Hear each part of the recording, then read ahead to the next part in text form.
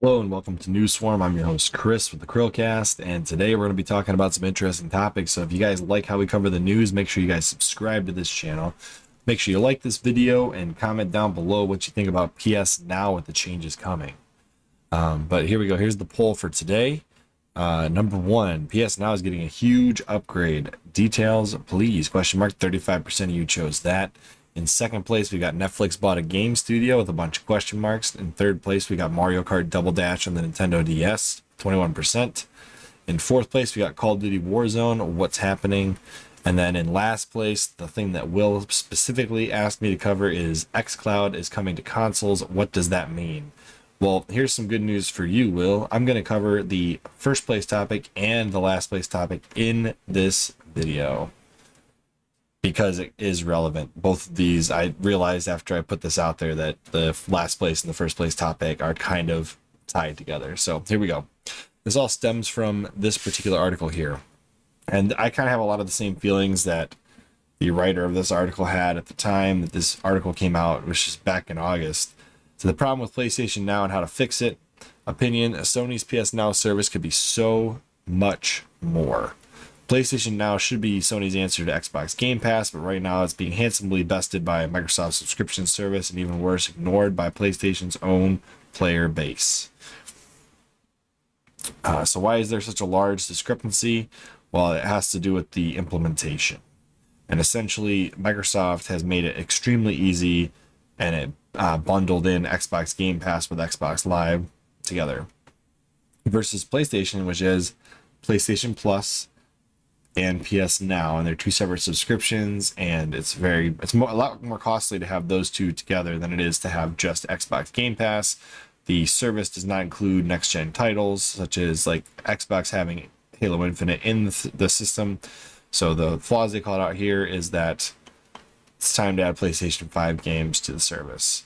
The thing that ties the other topic in here is that Microsoft is actually bringing xCloud gaming for next gen hardware to last gen systems. So essentially you'd be able to play Xbox Series X games on the Xbox One, albeit at lower resolution, but streaming, which means that essentially your old kicking dust console sitting in your old entertainment center in your basement could potentially be streaming Xbox Series X games in the future directly to the console, to your TV.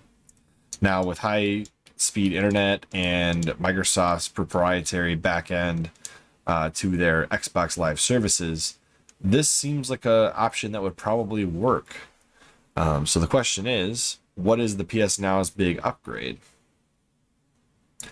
They are bringing 1080p capable games, including games from the PS5. Now, this still doesn't solve that Sony has two different services, being PS Plus and PS Now. There's no bundled version of PS Now and PS Plus, which makes just too much sense. So Sony's probably not going to do it.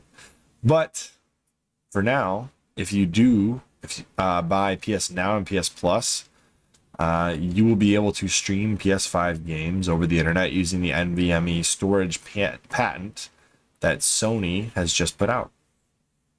So it looks like Sony's catching up to, or at least trying to catch up to what Microsoft is doing, and to a lesser extent what Stadia is trying to do, which apparently has the highest resolution over streaming, I think 4K theoretically.